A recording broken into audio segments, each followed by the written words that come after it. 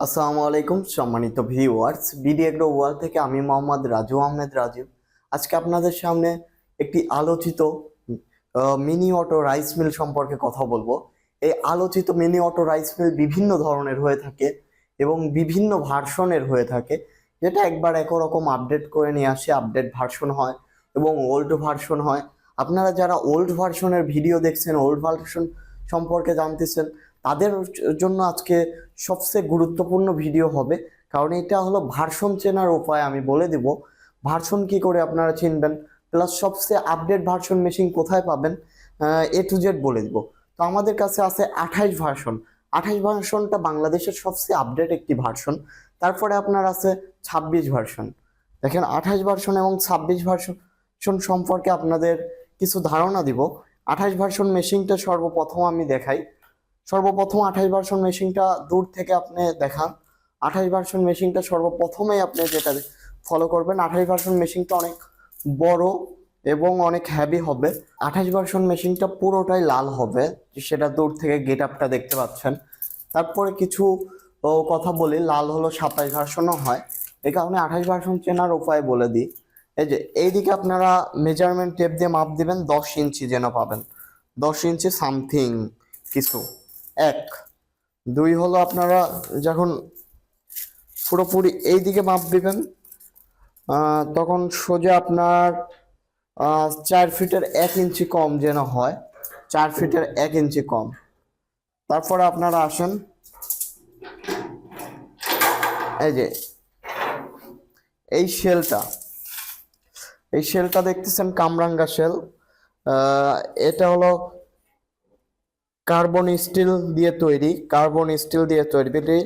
এটা একটা কার্বন লোহা আর কি, যে কার্বন লোহা অনেক টেকসই হয় এবং অনেক হ্যাভি হয়।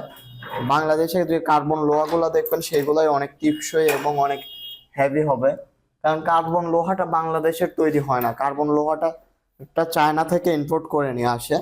তারপরে আপনি দেখেন এটার ওয়েটটা দেখবেন যে 121 কেজি, ওয়েটটা 121 কেজি। মোটরটা কিলোওয়াট 3.5, কিলোওয়াট 3.5, মানে মোটরের পাওয়ার 3.5 কিলোওয়াট হবে।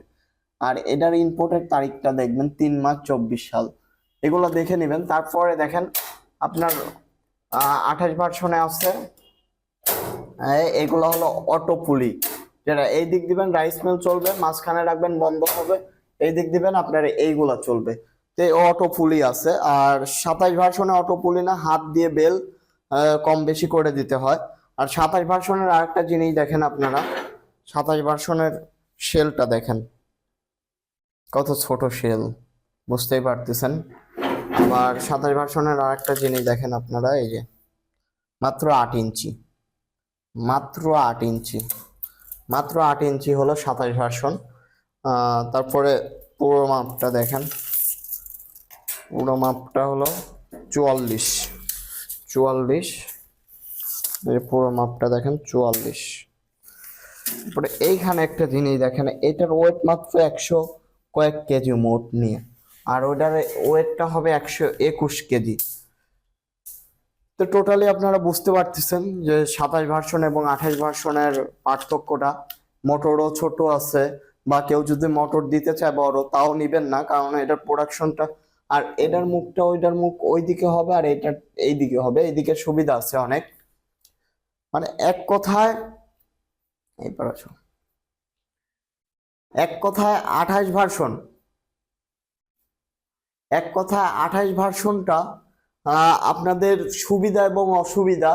দীর্ঘ আমরা 14 সাল থেকে বাংলাদেশে মিনি অটো রাইস মিল, যেটা 3 মাথার রাইস মিল, 14 সাল থেকে আসতেছে।